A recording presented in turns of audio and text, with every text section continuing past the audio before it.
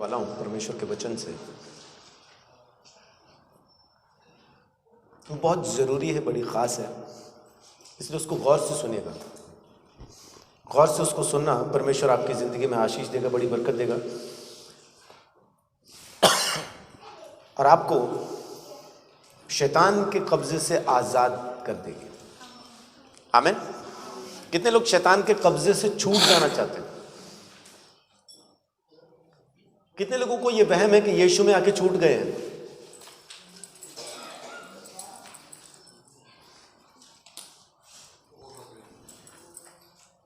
कितने लोगों को यह लगता है कि हम यीशु में आ गए, अब तो शैतान हमारा कुछ नहीं कर सकता?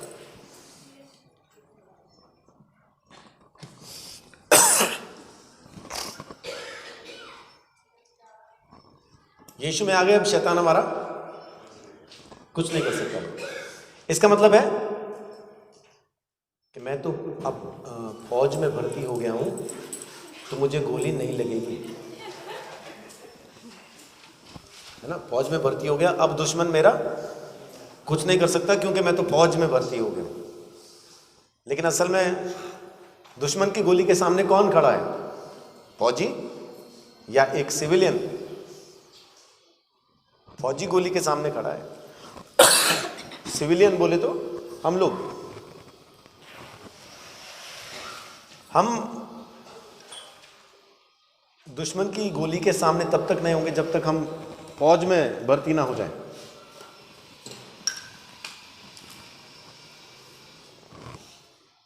फौज में भर्ती होने के बाद तब पता चलता है कि सच में अब हम दुश्मन की जद में हैं या नहीं है। तो हम क्योंकि अभी प्रभु यीशु मसीह में दाखिल हो चुके हैं, प्रभु यीशु मसीह में हम अपना नाम लिखवा चुके हैं, उसकी फौज के हम सैनिक हैं, तो इसलिए दुश्मन के सामने हैं।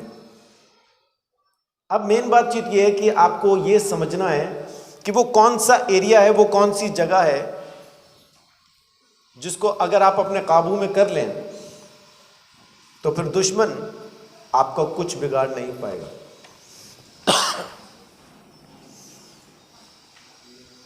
जब आप अंतरिक्ष में होते हैं ना, वहां से जमीन के ऊपर इंसान की बनाई हुई कोई चीज आपको दिखाई देती है क्या? कोई चीज ऐसी है जो इंसान की बनाई हुई ऊपर जाके दिखाई देती हो कि वो रही, वो वहां पे है, वो रही? नहीं है ना ऐसी कोई चीज। ऊपर से खाली एक ही चीज दिखाई देती है इंसान की बनाई हुई, उसका नाम है चीन की दीवार, वॉल ऑफ चाइना। चीन ने अपनी सिक्योरिटी के लिए एक दीवार बनाई है, बहुत ऊंची, बहुत लंबी। वो दीवार आसमान से भी दिखाई देती है।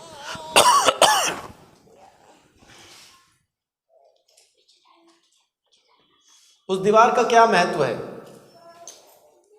वो जमीन के ऊपर की सबसे लंबी दीवार है। ऐसा क्या खासियत है उसके अंदर? क्यों बनाई गई होगी वो? हाँ जी, दुश्मनों से। तो जिस तरफ चीन ने दीवार बना रखी है, क्या उसको वहां से डर है कि यहां से दुश्मन ना आ जाए कहीं? आज वो डर इसलिए खत्म हो गया क्योंकि उसने दीवार बना दी, लेकिन जब तक दीवार नहीं थी तब तक यही खौफ था कहीं इधर से ना आ जाए। हिंदुस्तान और पाकिस्तान के बीच में अगर ऐसी एक दीवार बना दी जाए तो वो घुसपैठ बंद हो जाएगी कि नहीं हो जाएगी? हो जाएगी ना। तो क्यों नहीं बना पा रहे? क्योंकि वो बनाने नहीं देते, ये बनाना नहीं चाहते। सभी देश अपने अपने देशों के चारों तरफ ऐसी दीवारें बना लें तो बहुत सारी सुरक्षा हो जाए। छोटे छोटे जो घुसपैठिए हैं ये घुस ना पाए, ये जो आतंकवादी हैं कम से कम वो तो नहीं घुस पाएंगे। आपको अपना कौन सा ऐसा एरिया है जिसकी सुरक्षा करने की बहुत ज्यादा जरूरत है, क्योंकि शैतान वहीं हमला करेगा? मन। मन। इसीलिए सबसे ज्यादा अपने मन की ही रक्षा कर, क्योंकि हमला वहीं होना है। नीति वचन 4:23।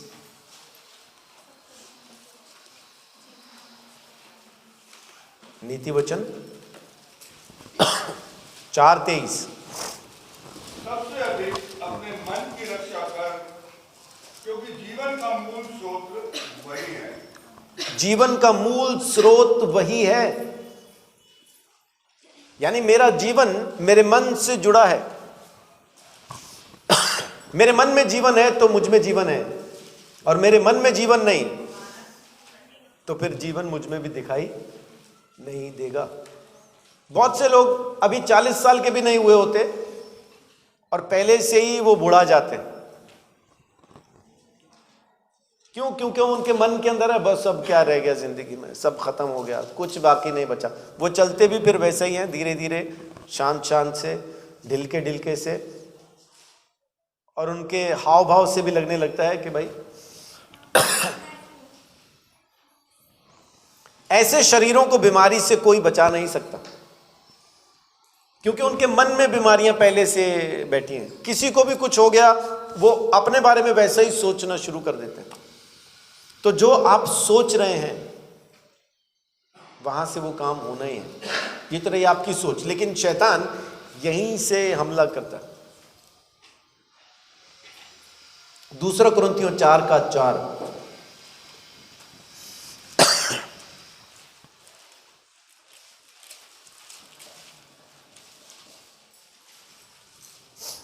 और अविश्वासियों के लिए जिनकी बुद्धि इस संसार के ईश्वर ने अंधी कर दी है, ताकि मसीह जो परमेश्वर का प्रतिरूप है उसके तेजोमय सुसमाचार का प्रकाश उन पर ना चमके। देखिए, तो शैतान ने क्या खास काम किया है?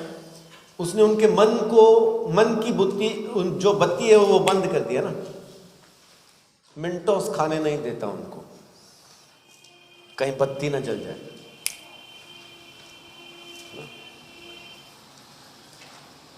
उनके मन की बत्ती गुल है, अंधेरा है। किसने वो लाइट बंद किसने की है? इंसान ने खुद नहीं, इस संसार के ईश्वर ने, जो खुद अंधेरा है, उसने मनों को अंधेरे में कर दिया है। रोशनी में उनको दिखाई नहीं देती वो चीजें।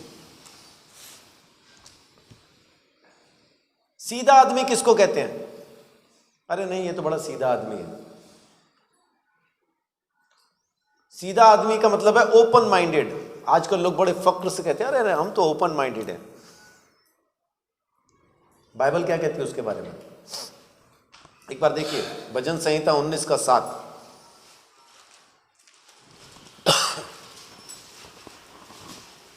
यहोवा की व्यवस्था खरी है, वह प्राण को बहाल कर देती है। यहोवा के नियम विश्वास योग्य हैं, साधारण लोगों को बुद्धिमान बना देते हैं। साधारण लोगों को, सीधे लोगों को, ओपन माइंडेड लोगों को वाइज बना देते हैं, विजडम मिलती है उनको।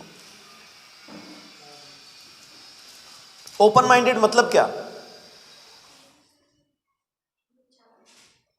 खुले विचार। खुले विचार मतलब वो विचार जो खुले में पड़े हैं।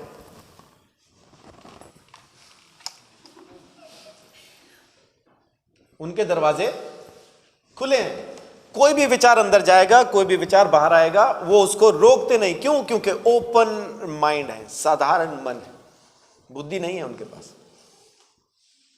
कुछ भी जाएगा उनके दिमाग के अंदर और कुछ भी बाहर आ जाएगा। वो किसी भी तस्वीर, मूर्ति, किसी भी अच्छी बुरी तस्वीर के पीछे, किसी भी अच्छे बुरे वीडियो के पीछे, किसी भी अच्छी बुरी बात के पीछे लग जाएंगे और वही करना शुरू कर देंगे जो उनके खुले हुए मन में जा रहा है। उन्होंने फाटक नहीं लगाया हुआ, उनकी बुद्धि के ऊपर पहरेदार नहीं है, उनका दिमाग खुला है। साधारण लोग, ओपन माइंडेड। अगर आप इसको पढ़ेंगे ओरिजिनल लैंग्वेजेस में तो ओपन माइंडेड आता है वहां पे। ओपन माइंडेड मतलब वो शख्स जिसके दिमाग में कोई भी विचार जाएगा आएगा, वो किसी भी विचार को रोकता नहीं। किसी भी विचार को न रोकने की वजह से फिर उसकी जिंदगी के अंदर हर एक तरह का विचार जाता है। जैसा मैं भी किसी जमाने में ओपन माइंडेड था। सिगरेट पीना बुरी बात होती है मुझे कहा गया, लेकिन ओपन माइंड ने क्या कहा? एक बार पी के देखो, पता नहीं अच्छी हो, क्या पता।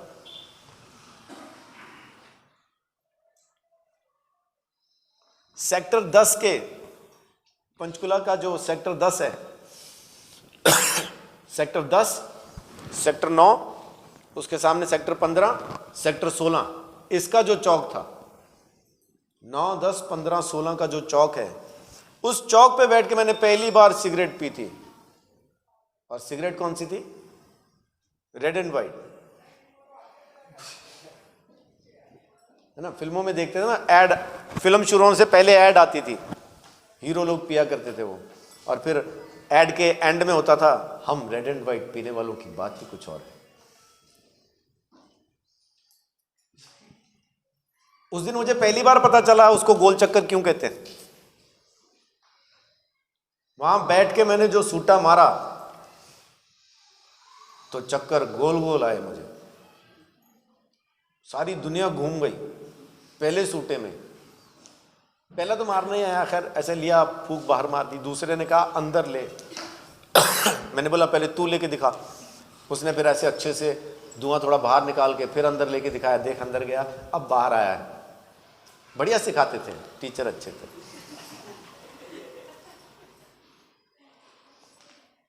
मैंने वो कश लिया, खांसी आई, लेकिन साथ में चक्कर भी आए।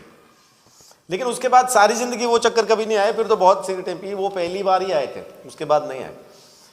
तो ओपन माइंडेड होने की वजह से फिर उसमें चरस भर के भी पी, फिर स्मैक भी पी, फिर गोलियां भी खाई, पुक्की, अफीम, सब कुछ खाया। 20 साल नशा किया, ओपन माइंडेड। कुछ भी आए हम उसको रोकते नहीं।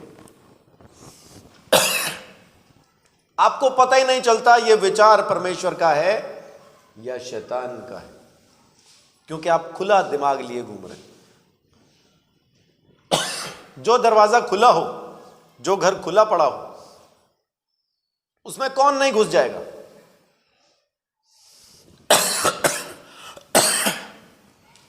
खासतौर से हम, जब हमें इंजेक्शन लगाने होते थे या स्मैक पीनी होती थी, हम तो ऐसे घरों की तलाश में रहते थे जो खाली हों, खुले हों।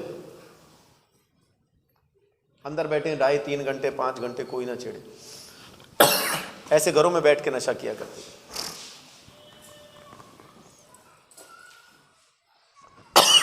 परमेश्वर आपको कहता है कि ये अगर खुला दिमाग आपके पास है,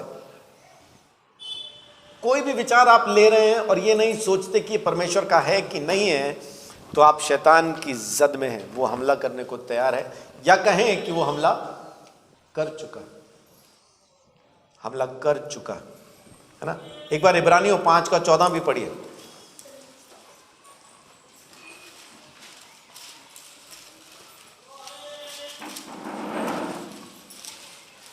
पर अन्न सयानों के लिए है, जिनकी ज्ञानेंद्रियां अभ्यास करते करते भले बुरे में भेद करने में निपुण होंगे।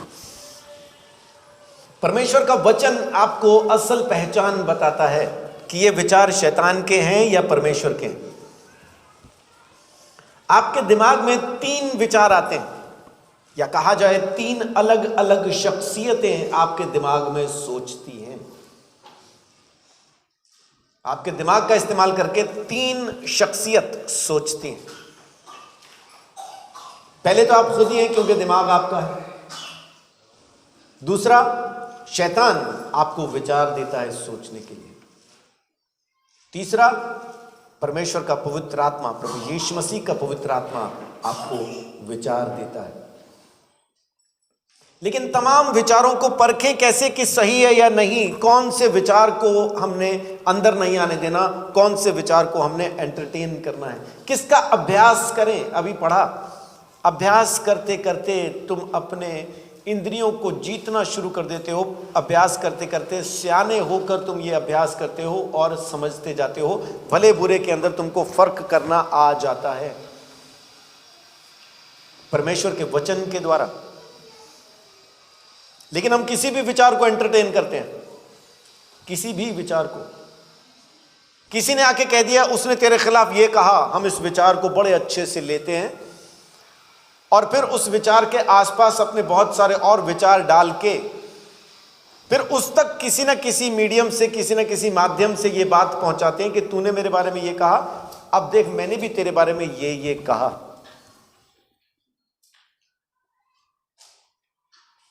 दिमाग, मन, जहां से जीवन निकलना चाहिए वहां से मृत्यु निकलना शुरू हो जाती है। जहां से प्रेम निकलना चाहिए वहां से नफरत निकलती है। जहां से आज्ञाकारिता निकलनी चाहिए वहां से घमंड निकलना शुरू हो जाता है।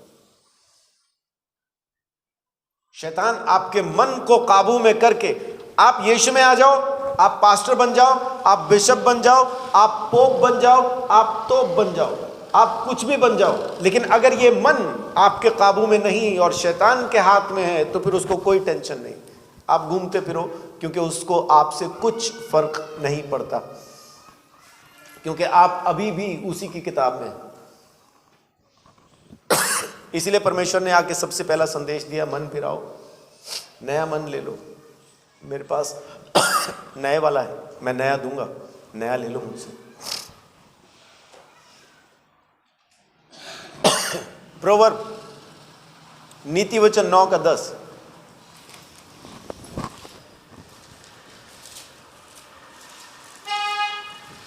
यहोवा का भय मानना बुद्धि का आरंभ है और परम पवित्र ईश्वर को जानना ही समझ है। हाँ, परमेश्वर का भय मानना बुद्धि का आरंभ है, उसको समझना, उसको जानना ही समझ है। अगर आपको बुद्धि चाहिए, मन चाहिए, एक पवित्र मन चाहिए, स्वच्छ मन चाहिए, तो प्रभु यीशु मसीह की आज्ञाओं को मानना शुरू कीजिए। उन विचारों को अपने अंदर मत आने दीजिए जो परमेश्वर की तरफ से नहीं है। वचन के द्वारा परख के जांचें कि असल में ये वचन, ये सोच परमेश्वर की है, मेरी है या शैतान की है।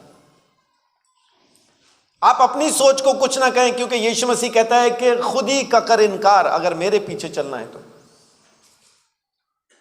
तो मैं तो कुछ रहा ही नहीं, सब कुछ यीशु मसीह हो गया। लेकिन अगर आज भी आप अपने खुद के विचारों को ही एंटरटेन कर रहे हैं तो अभी तक आप यीशु के चेला बनने के योग्य नहीं है। यीशु ने यह शर्त रखी है कि अगर कोई खुद का इनकार ना करे तो मेरा चेला बनने के लायक नहीं है। मैं नहीं हूं प्रभु, तू ही सब कुछ है। बहुत बार ऐसे झगड़े, ऐसी बातें सामने आ जाती हैं जहां पे आपका मन तो करता है कि साथ ना दूं, हो जाने दूं जितनी खराबी होती है, लेकिन आप कर नहीं सकते वैसा, क्योंकि आप इस विचार को एंटरटेन नहीं कर सकते। ये परमेश्वर की तरफ से नहीं है, क्योंकि बाइबल कहती है जो मेल कराएंगे वही परमेश्वर के पुत्र कहलाएंगे, झगड़ा करवाने वाले नहीं। झगड़ा कराने वाले तो कुछ और ही कहलाएंगे, परमेश्वर के पुत्र नहीं कहलाएंगे। तोड़ने वाले, अलग करने वाले, नफरत के बीज बोने वाले परमेश्वर के पुत्र नहीं कहलाएंगे। परमेश्वर के पुत्र केवल वो कहलाएंगे जो मेल करवाते हैं। और यहां तो हुए मेल में भी लोग मिट्टी डाल के आ जाते हैं, है ना। अगर कोई एक साथ रहने भी लगे ना, बीवी नाराज होकर चली गई, वापस आ गई, है ना, तो पड़ोसन जाएगी मिलने, चलो बहन जी बड़ा अच्छा हुआ आप वापस आ गए, आपके बिना ना मोहल्ले में बड़ा अजीब सा लगता था, सूना सूना सा लगता था। वैसे भाई साहब को कुछ खास फर्क नहीं पड़ा था आपके जाने के बाद, वो ठीक ही थे, खुश ही थे। ये कौन सी तसल्ली मेरे को समझ नहीं आई। पर फिर भी आदमी तो आदमी होता ना, अकेला कहाँ तक रहे। अब देखो कितनी लड़कियां भी आसपास रहती हैं, हैं? मेल कराने आई, मैल डालने आई।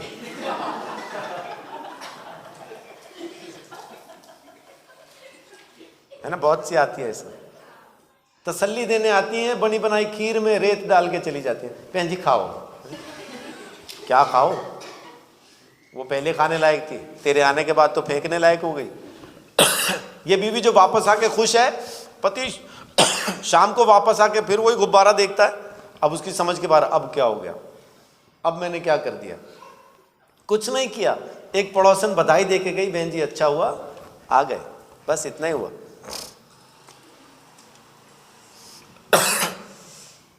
ये पतियों को भी, पत्नियों को भी, बच्चों को भी, माँ बाप को भी और दोस्तों को भी ये मेरी सलाह है कि जो भी विचार आप तक पहुंचता है, किसी भी माध्यम से आए, किसी भी माध्यम से आए, उसको बैठ के सोचना कि ये विचार परमेश्वर का है या किसका है।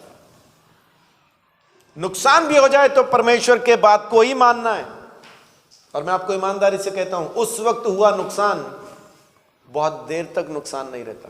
एक बार मैं थोड़ा सा कुछ ज्यादा ही आत्मिक हो गया था। क्या हो गया था कि मेरे को उड़ीसा बुलाया गया और वो मुझे बोल रहे हैं, पास्टर जी हम आपको टिकट तो दे देंगे, एक तरफ का दे पाएंगे। तो मैं थोड़ा सा उस वक्त पैसे मेरे पास बहुत ज़्यादा हुआ करते थे, तो बैंक वाले भी नहीं रखते थे उतने।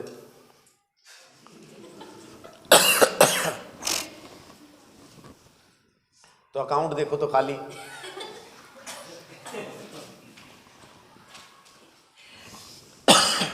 फिर भी मैंने सोचा कोई नहीं, मैं जाऊंगा, क्योंकि आत्मा बोल रहा था जा। ठीक है, मैंने बोला मैं आऊंगा, एक तरफ की टिकट मैं ले लूंगा, कोई नहीं।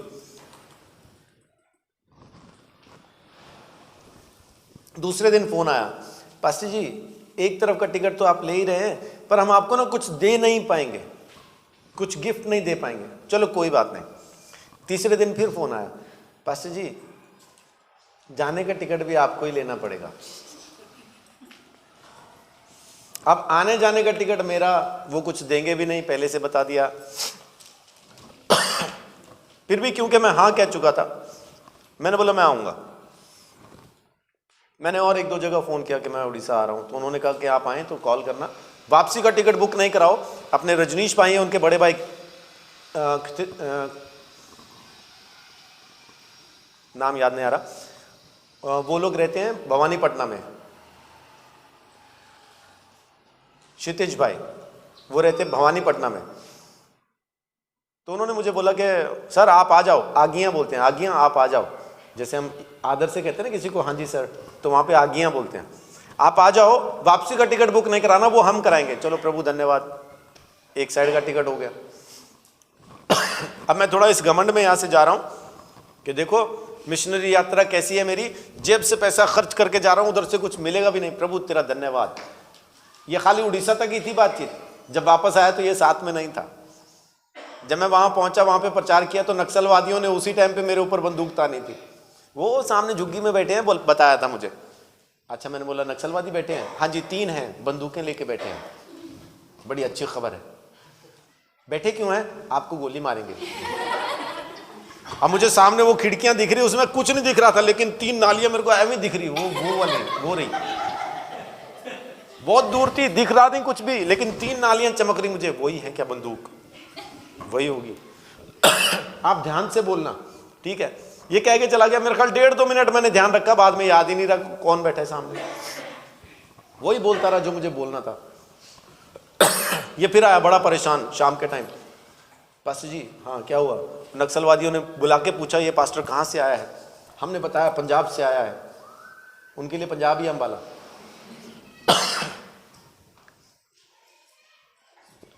कितने दिन की मीटिंग है? हमने कहा 3 की। ये दिन में कितनी बार बोलेगा? हमने कहा 2 बार। उन्होंने बोला नहीं ऐसा नहीं चलेगा, ये कैंसिल करो। मैंने मन में सोचा चल भाई मीटिंग कैंसिल हुई, गोली नहीं लगी, बच गए। तो मैं कहा फिर क्या कह रहे हैं, बंद करना है? कह रहे नहीं, वो कह रहे मीटिंग 5 दिन की करो।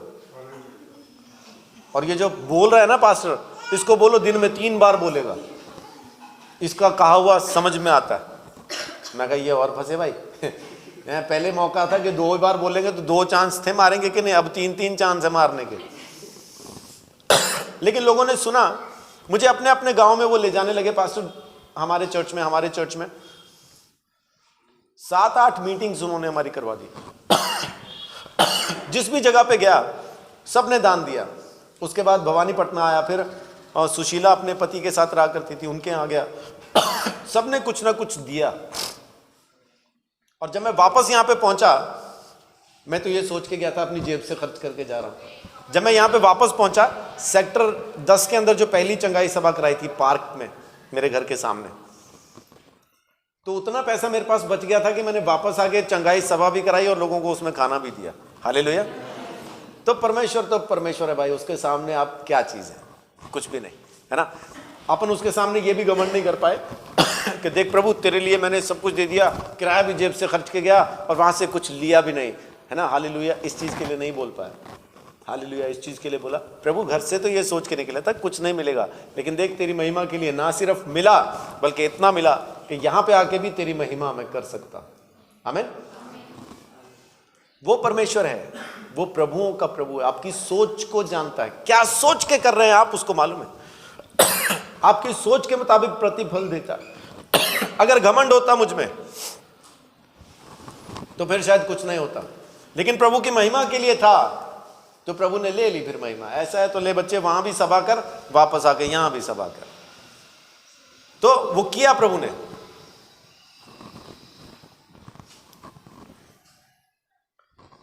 नीति वचन 9 का 10 में क्या पढ़ा अभी आपने? परमेश्वर का भय मानना बुद्धि का आरंभ है, और परमेश्वर को जानना ही असल समझ है। असल समझ क्या है? परमेश्वर को जानना ही समझ है। उसके वचनों के मुताबिक जीना, अपने मन को उसके मुताबिक जांचना, परखना, उसके हिसाब से चलना, उसको महिमा देना, उसकी प्रशंसा और तारीफ करना, यही परमेश्वर चाहता है कि हम करें। परमेश्वर के लिए करें, परमेश्वर की महिमा के लिए करें। आमीन। कौन से शब्द हमको स्वीकार करने चाहिए, कौन से हमको रिजेक्ट कर देने चाहिए, ये सोचने की जरूरत पड़ती है। यीशु मसीह के बारे में देखिए, मत्ती 4 का 10-11। यहां पे यीशु मसीह ने क्या किया? तब यीशु ने उनसे कहा, हे शैतान दूर हो जा, क्योंकि लिखा है तू प्रभु अपने परमेश्वर को प्रणाम कर और केवल उसी की उपासना कर। तब शैतान उसके पास से चला गया और देखो सब लोग आकर उसकी सेवा करने लगे। यीशु मसीह ने शैतान को एंटरटेन नहीं किया, उसको निकाल दिया वहां से। निकल जा, निकल जा यहां से, चला जा, नहीं तो अच्छा नहीं होगा। मैं सिर्फ मेरे परमेश्वर को महिमा दूंगा, तुझे दूंगा नहीं। लेकिन हम शैतान को यूं भगाते नहीं अपने विचारों से, उसको रहने देते। वो झगड़े के, नफरत के, बुराई के, चुगली के, जलन के, 90% से ज्यादा क्रिश्चियन आज जलन के शिकार हैं। उसकी कमीज मेरी कमीज से सफेद कैसे?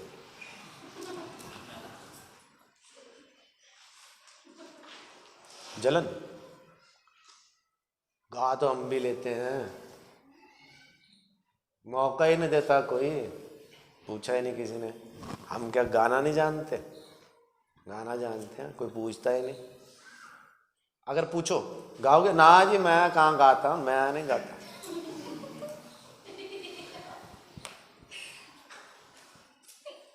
जब मौका नहीं मिला, उसके बाद जब गाते हुए सुना दूसरे को, क्या गीत है कोई गाना, सुर देख बेकार एकदम। मैं गाता, स्पीकर में से धुआं निकाल देता।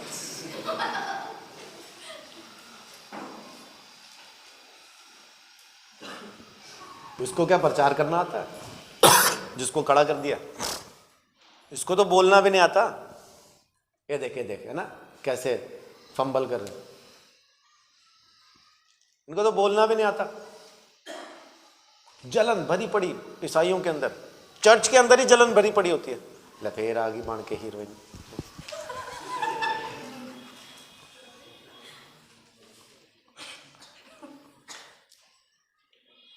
फिर सुनाने के लिए बोलेंगे किसी दूसरे को, लेकिन सुनाएंगे किसी तीसरे को, और आंख होगी किसी चौथे पे, देख सुना रही हूं।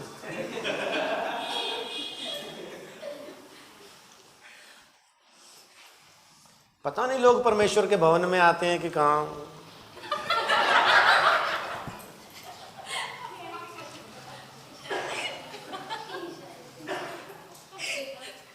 ये विचार काहे का है? जलन का, नफरत का, गुस्से का विचार है ना। ये सोचते पीछे वाले को पता ही नहीं चला, और पीछे वाले ने भी आंख यहां लगा रखी है। आंख यहां लगा रखी है और इनको पता ही नहीं चला, जाते हुए कान वहीं फेंक गया था वो।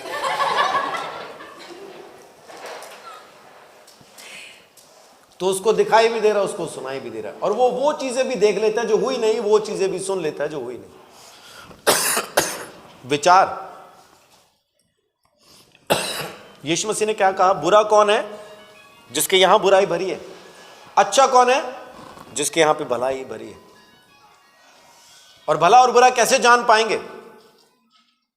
विचारों से। बाइबल साफ कहती है कि जो जैसा जिसका विचार है, जैसा उसका मन है, वैसा वो शख्स खुद भी है। आपका मन आपके चेहरे पे दिखाई देता, कितना ही छुपा लो, कितना ही कर लो, चेहरे पे नजर आएगा। आपको दुनिया कहे आप खराब हैं, आप खराब हैं, लेकिन देखने वाले कहेंगे दिखता तो नहीं। क्यों नहीं दिखता? क्योंकि उसका मन अच्छा है, इसलिए दिखता नहीं। दुनिया कहेगी बहुत अच्छा आदमी है, लगता तो नहीं, क्योंकि चेहरा उसका अच्छा दिखाई नहीं दे रहा है ना। बहुत बार ऐसा होता है कि पास्टर होता है सामने वाला शख्स, लेकिन आपका मन नहीं करता कि आप उसके पास जाके बैठें और बात करें। बहुत सारे पास्टर्स के साथ मेरा ऐसा राब्ता नहीं है, मैं उनसे बात ज्यादा नहीं करता हूं, क्योंकि उनका चेहरा देख के ही मुझे लगता है मैं इसके पास नहीं बैठूंगा। मेरा उनसे कोई झगड़ा नहीं है, कोई नफरत नहीं है, लेकिन बस उनके चेहरे से मुझे एक फीलिंग आती है कि मुझे इसके पास नहीं बैठना, मैं नहीं बैठता। आप किसको एंटरटेन कर रहे हैं, कौन सी सोच आपके अंदर चल रही है, वो बताएगी कि आप शैतान के हाथ में हैं या परमेश्वर के हाथ में। मेरी बेटी वान्या ने मुझे पैसे का लालच नहीं करना सिखाया। उसको पार्क में 500 रुपये मिले, वहीं एक अंकल घूम रहे थे, उठा के पूछते हैं अंकल ये पैसे आपके हैं क्या? वो बोलता है हाँ बेटा यही ढूंढ रहा था, लेके चला गया। लेकिन इसको बड़ी तसल्ली है, इसके मन में जरा भी ये शक नहीं है कि अंकल उल्लू बना के 500 ले गए, बिल्कुल शक नहीं। उसको कंफर्म है अंकल के ही थे, मैंने उनको वापस कर दिए। तो मैंने भी उसको ये नहीं समझाया कि नहीं बेटा ऐसा नहीं करते, क्योंकि अगर मैं उसको ये समझाऊं नहीं नहीं ऐसा उठा के नहीं देना चाहिए, क्या पता उनके थे कि नहीं, तो दूसरी चीज मैं क्या सिखा रहा हूं उसको कि जब भी पैसा मिले चुपचाप उठा के जेब में रख ले, यही तो सिखा रहा हूं।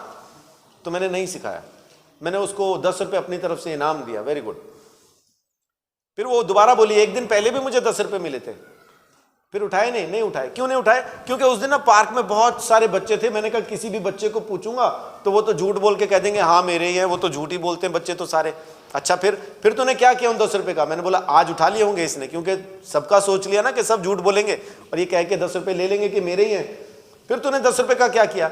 मैंने भी कुछ नहीं किया, इग्नोर करके आगे चली गई। एक 9 साल यानी अब 10 साल की हो जाएगी, उस बच्चे ने मुझे सिखाया कि पैसे का लालच क्या है और परमेश्वर की महिमा क्या है। उसने 510 रुपए में मेरी खोपड़ी खोल दी, है ना, सस्ते में ऑपरेशन हो गया मेरा, 510 रुपए में ब्रेन ट्रांसप्लांट।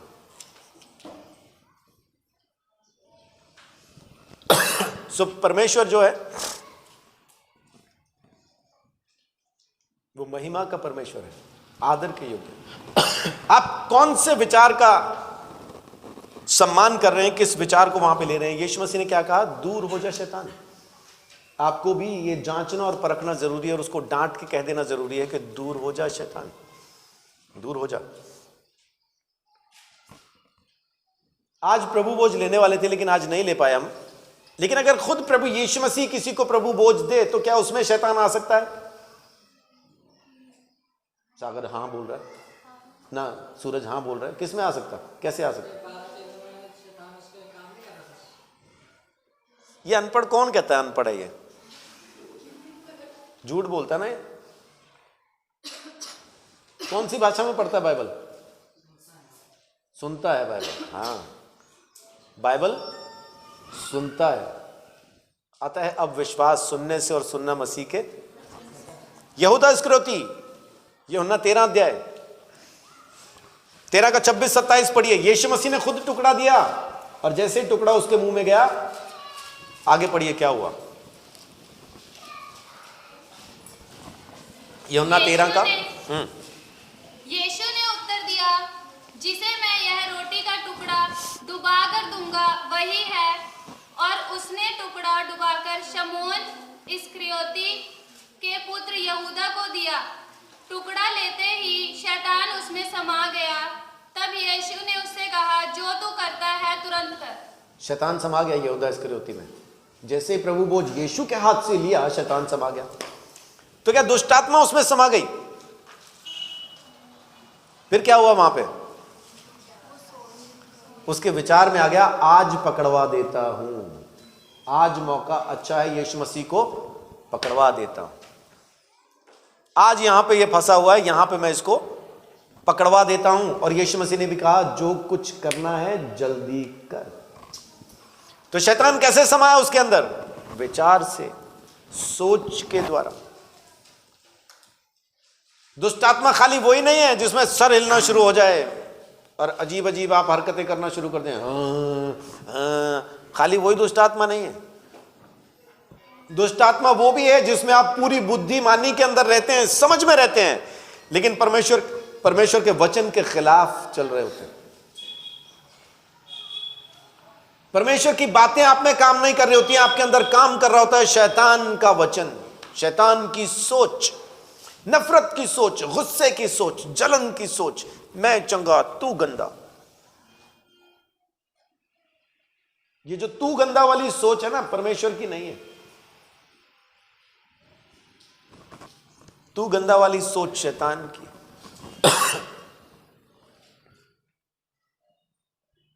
यीशु मसीह का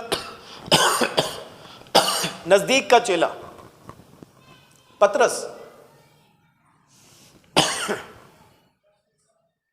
मत्ती 16 अध्याय, यहां पे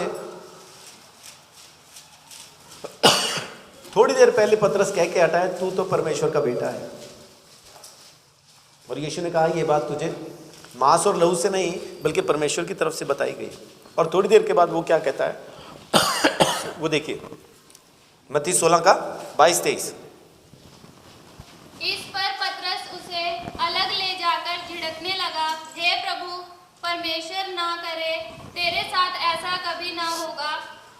उसने मुड़कर पतरस से कहा, हे शैतान, मेरे सामने से दूर हो, तू मेरे लिए ठोकर का कारण है, क्योंकि तू परमेश्वर की बातों पर नहीं परंतु मनुष्यों की बातों पर मन लगाता है। शैतान दूर हो जा, पतरस को कहा। तो क्या वो वाकई शैतान था? शैतान नहीं, उसके मन में जो आया, यीशु ने क्या कहा, क्योंकि तू परमेश्वर की बातों पर मन नहीं लगाता, मनुष्य की बातों पर मन लगाता, इसलिए तू शैतान है। दूर हो जा, दूर हो जा। अगर आप भी परमेश्वर की बातों पर मन नहीं लगा के इंसान की बातों पर मन लगा के वही बोल रहे हैं जो इंसान की बातें कहा करती हैं, तो यीशु मसीह आपको भी क्या कह रहा होगा?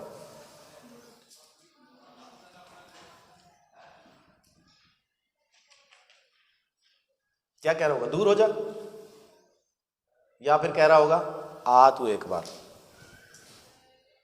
तेरे को मैं बताता हूं, इतना समझाया अभी तक तेरे को अकल नहीं आई, आ जा। फिर यहां पे आके आ जाएगी तेरे को, लेकिन तब तक बहुत देर हो चुकी होगी।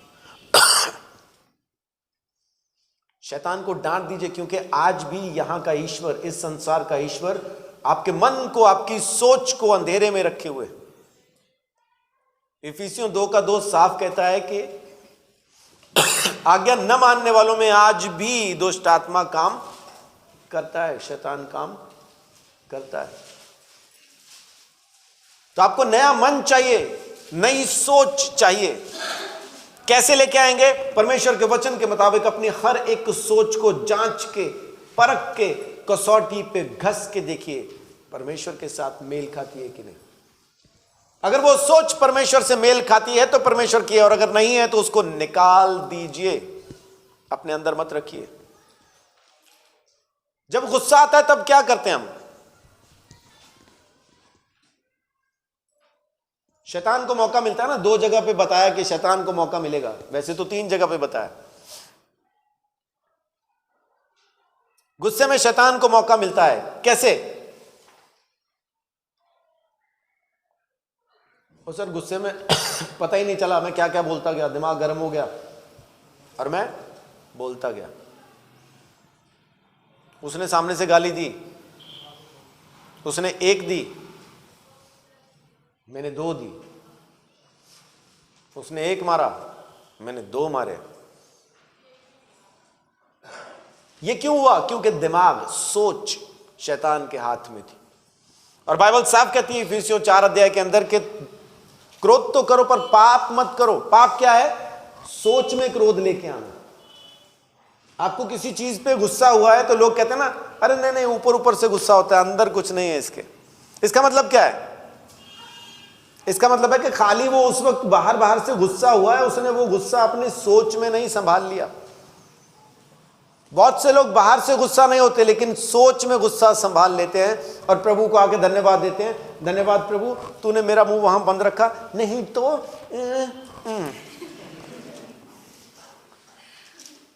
इससे अच्छा तो बोल लेते भाई, इससे अच्छा तो कह के आ जाते। वो जो अंदर पाल लिया ना, वो पाप है। वो पाप है। मैं बहुत बार बहुत से बच्चों को डांट देता हूं, लेकिन वो खाली बाहर बाहर का ही होता है। अगली बार फिर मुझे मिलते हैं, मैं फिर नॉर्मल होता हूं, और कैसे हैं, ठीक है, हाँ ठीक हूं। लेकिन अगर मैं अंदर गुस्सा पाल लूं तो फिर दोबारा कहूंगा तू फिर आ गया। आज तक कहा कभी मैंने किसी को कहा? किसी ने महसूस किया कि मैंने गुस्सा पाला हुआ उसके खिलाफ? लगातार गुस्से में ही हूं मैं उसको लेके। हाँ, लगातार समझाता तो हो सकता हूं उसको मैं किसी चीज के लिए, लेकिन गुस्से में नहीं हूं। साधारण शब्दों में, आम बातों में समझाने की कोशिश करता हूं। गुस्सा पाल के नहीं रखना, दिमाग के अंदर गुस्सा रखना ही शैतान है। और दूसरी चीज, पैसे की चिंता, क्या खाएंगे, क्या पिएंगे, क्या पहनेंगे। यीशु ने कहा दूसरा, यानी जो पैसा है वो भी ईश्वर है, लेकिन कहां का? इस संसार का। दो स्वामियों की सेवा नहीं कर सकते, यीशु साफ कहता है। परमेश्वर की और पैसे की, दोनों की सेवा नहीं कर सकते। तो जब आप चिंता करते हैं तब भी शैतान को मौका मिलता है। अब चिंता कहां पे होती है? सोच में। बहनों के पास जाओ, कभी कभी किसी घर में जाओ, बहन पड़ी होती है बेड पे, चुन्नी बांध के सर पे ना, कस के गांठ बांध रखी होती है और बेड पे पड़ी होती है। तो पूछो क्या हो गया? बस जी बच्चों ने दिमाग खराब कर रखा है। सुनते ही नहीं जी, हमारी सुनते ही नहीं। तो ये चिंता शैतान को मौका देती है। पैसे के बारे में, गुस्से के बारे में, इन तमाम चीजों के बारे में जब आप देखें तो आपको पता चलता है शैतान कहां कहां काम कर रहा है। यानी शैतान का कुल मिला के जो इलाका है जहां पे वो काम करेगा वो है आपका दिमाग। आपका दिमाग वहीं काम करेगा। तीन सोच आपके पास आती है, या तो आपकी अपनी है, या तो फिर परमेश्वर की तरफ से है, या फिर शैतान की तरफ से। अब जांचना आपको है, जांच के परख के उस सोच को या तो अंदर आने दो या उसी वक्त उसको निकाल दो। दूर हो जा शैतान, तेरा मेरे साथ कोई वास्ता नहीं। तब आप परमेश्वर की पवित्र उपस्थिति में, उसकी हुजूरी में आप जिंदा रह पाएंगे, और जो कुछ भी आपको उसके पास से चाहिए आपको मिल पाएगा। पहला यूहन्ना 3 अध्याय उसकी 20 आयत से आगे पढ़े तो वहां लिखा है कि हमारा मन जब हमें दोष देना बंद कर दे, हमारी सोच जब हमें दोष देना बंद कर दे, तो उसके बाद उसके सामने जाके जो कुछ भी मांगे वो हमें दे देगा। क्यों? क्योंकि हम वो करते हैं जो उसको अच्छा लगता है, और वो मानते हैं जो उसकी आज्ञाएं हैं, और वो करते हैं जो उसको भाता है। आमीन। तो अपनी सोच को संभालिए, शैतान आपकी सोच में ही काम करेगा। मेरे YouTube व्यूवर्स बहुत सारे ऐसे, मेरे चाहने वाले जो मुझे पसंद करते हैं, उनको ये लगता है कि मेरे पीछे की दीवार में पेंट होना चाहिए, अच्छा कुछ सेटअप होना चाहिए। तो मैं उनको एक संदेश ये देना चाह रहा हूँ कि ये किराए की जगह है। हम लोग किराए की धर्मशाला में प्रचार करते हैं, और हम चाह के भी यहाँ कुछ नहीं कर सकते, क्योंकि हमने संडे के लिए यहाँ पे हम पैसा देके किराए पे इसको लेके प्रचार करते हैं। क्योंकि मैं चर्च में एक स्कूल में चर्च लगाता हूँ, और क्योंकि अभी लॉकडाउन की वजह से स्कूल नहीं खुल पाए, इसलिए हम यहाँ पे अभी संगति लगाते इकट्ठा होते हैं। तो प्रार्थना कीजिए आप भी, मैं भी कर रहा हूँ कि ताकि स्कूल खुले और मैं वापस अपने वहीं पे जाके प्रचार कर पाऊँ। तो वहाँ का जो बैकग्राउंड है थोड़ा अच्छा है, ब्लैक बोर्ड है और सब कुछ बढ़िया है। सो इधर ध्यान न दें, इधर दें, है ना। तो परमेश्वर आपकी जिंदगी में काम जरूर करता। सोच बदल डालो, सोच पे पहरा बिठा दो। ओपन माइंडेड नहीं रहना, ओपन माइंडेड नहीं रहना। दिमाग पे ताले लगा के रखो, तिजोरी जैसा इसको संभाल के रखो। क्या रखना है क्या नहीं रखना है उस पर गौर कीजिए। कितने लोगों ने अपने घर में तिजोरी रखी या देखी है? लॉकर जिसको कहते हैं, अलमारी में लॉकर है सबके पास। उसमें क्या रखते हैं? जूते, कीमती सामान, घर का कूड़ा उड़ा कुछ भी डालते क्या उधर? क्यों? वो जगह किस चीज के लिए, लॉकर किस चीज के लिए? कीमती सामान के लिए, या उस सामान के लिए जो खो ना जाए, क्योंकि उसके खो जाने से नुकसान होगा। जैसे जमीन के कागज है ना, पासपोर्ट है ना, ये खो जाए तो नुकसान होगा। तो आपकी तिजोरी, अगर आपका लॉकर उतना ज्यादा कीमती है कि वहां पे आप आलतू फालतू कोई चीज नहीं रखते, केवल वही कीमती चीजें रखते हैं जिसके खो जाने से नुकसान हो सकता है, तो ये वाली तिजोरी क्या बिल्कुल ही फालतू की है? इसमें कूड़ा करकट ले भाई सब कुछ जमा किया हुआ है। ये वाली तिजोरी और ज्यादा आपको पवित्र रखने की जरूरत है। इसमें और केवल वही विचार रखें जो सच में कीमती हैं, जो परमेश्वर का वचन है। इसमें फिर आड़ कबाड़ ना आने दो, क्योंकि यहां आड़ कबाड़ आएगा तो जबान पे आएगा, और जबान पे आएगा तो यीशु मसीह आपके हर एक शब्द का हिसाब आपसे ले लेगा। मत्ती 12 अध्याय उसकी 35 आयत से आगे जब आप पढ़ें तो वहां साफ लिखा है कि मनुष्य के हर एक निकम्मे बात के लिए जो वो कहता है मैं लेखा ले लूंगा। भला मनुष्य भले मन के भंडार से भली बातें, और बुरा मनुष्य बुरे मन के भंडार से बुरी बातें निकालता है।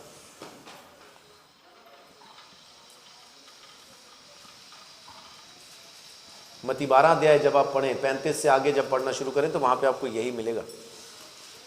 तो इसलिए अपनी सोच को साफ कीजिए, अपनी सोच को संभालिए और अपनी सोच पे पहरा रखिए।